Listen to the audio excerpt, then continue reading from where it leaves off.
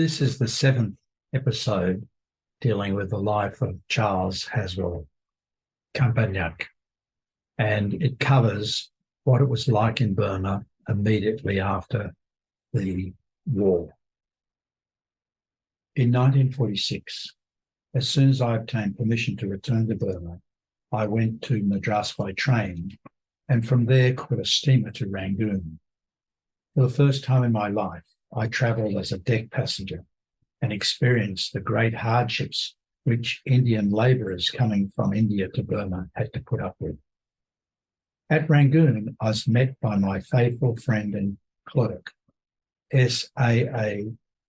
Armagoon Pillai, to whom I shall refer as Pillai. He had worked under me as a stenotypist from the time he was in his teens. He was a most hard-working and ambitious young man.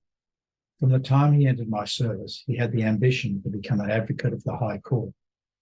He made copies of all documents drafted on me, sales deeds, partnership deeds, mortgage deeds, wills, etc., in an exercise book. I found this book of great help to me in my work. Pillai met me at the wharf and took me to one of his flats in Brooking Street, which was occupied by his first wife and two sons. In the flat below lived his second wife with her sons and daughters, and in another flat his married sister lived with her husband and children. Pillai's two wives were sisters. He'd married the elder sister for a number of years without having any children, and his father-in-law suggested to him he should marry the younger sister so that he might have children to carry on the family. By a strange coincidence, both his wives became pregnant at the same time and gave birth to sons simultaneously. From Pillai, I learned how he had fared during the Japanese occupation. Before the British evacuated Rangoon, he'd gone to live at the small town of Campagnac, which was about 4 miles out of Rangoon. He told me that the day after the British Army marched out of Rangoon, he came on the street dressed in English clothes, and he was loudly abused by his Burmese neighbours. He said he quickly returned to his house and put on Burmese clothes. He had provided himself with a pair of racing bulls and a bullock cart, as he knew no petrol would be available. The next day, he drove in the cart to my house on University Avenue, where he met the Japanese ambassador, who was occupying my brother-in-law's house in the next compound. The Japanese ambassador asked him where I was and said that he was a great friend of mine. I'd only met this gentleman once at a garden party. Pillai said he did not know where I was and that I'd had to evacuate Rangoon with my family on account of the bombing of Rangoon by the Japanese, and he thought I must be hiding in the jungle. Pillai told the Japanese ambassador that he was frightened that Burma and bad hats might destroy my house, and the Japanese ambassador said that he would have a notice posted on the house showing it was enemy property and that a guard would be put around the house. The ambassador asked Pillai to form an Indian association and gave him a pass which he could show to any Japanese who might challenge him on the road. Pillai formed an association but had the good sense not to have himself appointed its president or secretary or to be a member of the committee. Armed with his pass, Pillai went to Rangoon and bought up a quantity of stores and cloth at pre-war prices. The shopkeepers were frightened to charge him black market prices because of the pass he had from the Japanese. With these stores, Pillai opened a shop at his house. He was also able to purchase several hundreds of acres of paddy land from the Chettiar, that's the Indian merchants who lent money, who were only too anxious to dispose of them. He also collected a number of law books from the Chamber of Barristers who had evacuated. By this time, Pillai had passed his pleadership examination and was able to practice in the courts. When the British reoccupied Burma, Pillai was arrested and kept as a prisoner in the Rangoon Central Jail, as his name was on a blacklist for having collaborated with the Japanese. He was interviewed in prison by an English colonel who was accompanied by his wife.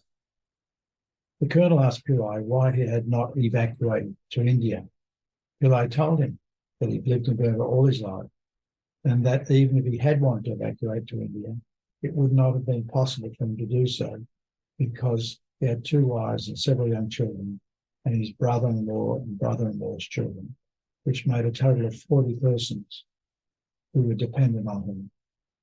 He told the colonel that it was the British who'd run away and left him stranded, and that he had no option but to form an Indian association when asked to do so by the Japanese. He asked the colonel to accompany him to his house, where he would show him all his dependents. There was nothing that the colonel could do except to order Pillay's release.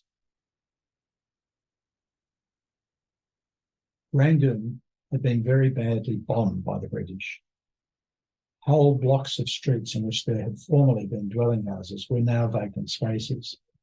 There were great potholes in the roads, and the roadside drains in the roads had not been cleaned, and the stench in the streets was unbearable. Many thousands of Burmese villagers, whose villages had either been destroyed during the fighting or by insurgents, had flocked into Rangoon. They built huts on the pavements in the city along the Royal Lakes. The whole country was seething with unrest. Sir Reginald Dorman Smith had returned to Burma as governor, and one of the first things he did was to bring back U Saw, who had been interned during the war in Libya. Dorman Smith had, before the war, been very friendly with U Saw, who was his prime minister. Dorman Smith probably thought he might be able to curb the power of Aung San by making U Saw a member of his executive council. Aung San, by this time, was a national hero. It was he who had led the Japanese into Rangoon, and it was he, when he found out the Japanese had no intention of giving Burma her freedom, had marched the Burma National Army out of Rangoon, having told the Japanese he was taking his army to fight against the British. Instead of fighting against the British, his army had made contact with Force 136, and they were soon attacking the Japanese wherever and whenever they could. After the British left Burma, Aung San had held a court-martial, as the result of which an Indian headman was executed. This incident was investigated by the police after the British reoccupation, and they reported that they had sufficient evidence to place Aung San on trial for murder. Aung San, however, contacted Lord Louis Mountbatten, the Commander-in-Chief of forces in Southeast Asia, and Mountbatten had given him a free pardon for any offences which he might have committed before and during the war. Lord Mountbatten was very anxious that law and order should be restored in Burma as soon as possible, and he knew that if any action was taken against Aung San, the whole country would have been up in arms against the British. He had no troops at his disposal to deal with a wholesale Burmese insurrection. The British troops under his command were fed up, and their one idea was to get out of the army and return to their homes as soon as possible. Groups of them used to march through the streets shouting, "Repat, repat." At the end of 1946, a delegation from Burma, which included Aung San and U Saw, visited England to confer with the British government about a future constitution for Burma. On this occasion, Aung San and U Saw were both guests at dinner at the house of Mr. and Mrs. Ackley. After the murder of Aung San, which was instigated by U Saw, it was said that Mrs. Ackley remarked that she never realised at the time that she was entertaining a man who would be the victim of a murder and his assassin. In 1947, while Aung San and 6 members of his cabinet were holding a meeting in the Burma Secretariat, gunmen dressed in military uniform entered the room and killed them with a Sten gun. The jeep in which the gunmen drove to the Secretariat and the arms they used were traced to U Saw's house, and U Saw was put on trial and publicly executed. One afternoon, when I was in Akyab, one of Raymond's officers, who had been on a visit to Rangoon, returned by air and told Raymond he had something very confidential to report. Raymond took him to one corner of the mission, but which he was staying, where they had a whispered conversation. Raymond asked me to come near to them and told me that the officer reported there was going to be a military coup and that the army was going to take over the government. The officer told Raymond that he had been ordered to ask him to take over the civil government in Akyab and to arrest all the civilian officers excepting the commissioner. I said to this officer that he could not expect Raymond to take such serious steps unless he had an order in writing from the commander-in-chief. The officer said that if Raymond went to see the commissioner would confirm what he had said. The officer then withdrew, and I told Raymond that under no circumstances should he leave his headquarters, as I feared that the officer who had made the report might take charge of the army during his absence. After about 20 minutes, Tuck-in News secretary turned up with written orders to Raymond to arrest the officer in question. Raymond walked into the officer's hut and seized his revolver, which fortunately had been placed on a table, and told the officer he was under arrest. Raymond was also ordered to arrest all the communists in his regiment. The next morning, he lined up the regiment and asked all of the communists to step forward and stack their arms.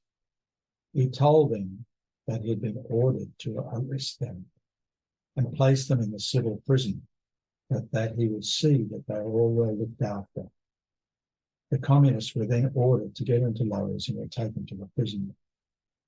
Raymond followed him, warned the jail superintendent that he would take very severe action against him if his men were badly treated. For his services in putting down the insurrection in Arakan, Raymond was awarded the Burmese Decoration of Victory, equivalent to the British DSO. From Arakan, Raymond was posted to Rangoon. At that time, Karen insurgents had occupied Insane, a suburb of Rangoon, and had been there for about 3 months.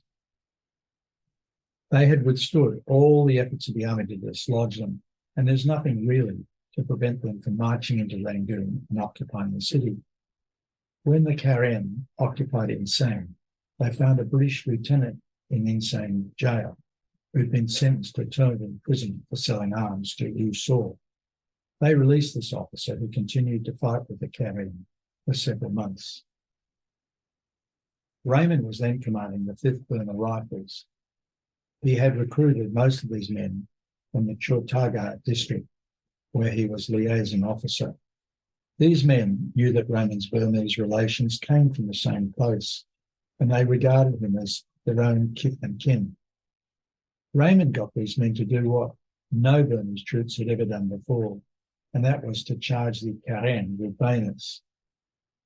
While the Karen occupied Insane, negotiations were going on between the British government and them for a truce. On the outskirts of Rangoon, there are about 500 houses belonging to the Karen, and this area was known as the Karen Quarter. One of the terms of the proposed truce was that the Karen living in this quarter should surrender their arms, which they did. After this, their houses were set on fire, and as the Karen ran for safety, many of them were shot down by the Burmans. This put an end to any talk of a truce in the Karen after they had been driven out of Insane, went underground. At that time, the commander-in-chief of the Burmese army was a Karen, General Smith Dunn, who had been trained in the military academy in India. The second in command was U Chaw Do, also a Karen.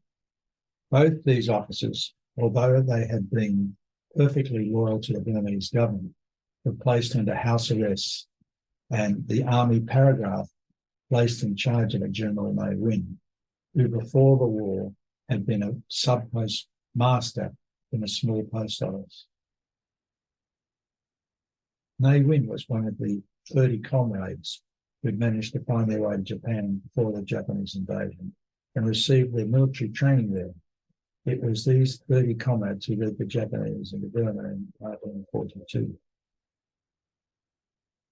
The 3 years of the Japanese occupation of Burma seemed to have entirely changed the bulk of the people.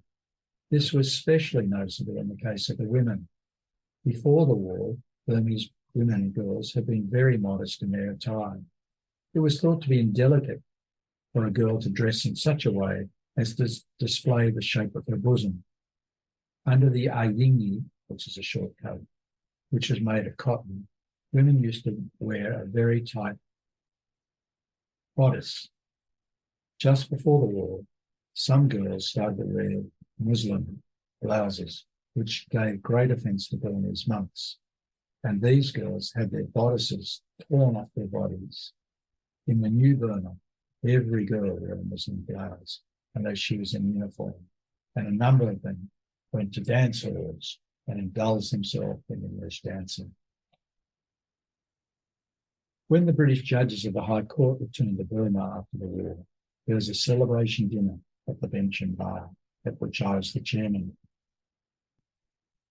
At that dinner, no one realised what chaos there was for the country, and I think most of us fondly imagined that things would go on very much as before, but we were sadly disillusioned. Well, I'll finish this episode here, and in the next and final episode, I'll deal with what happened to the Anglo-Burmans in Burma after the war. Thank you for listening.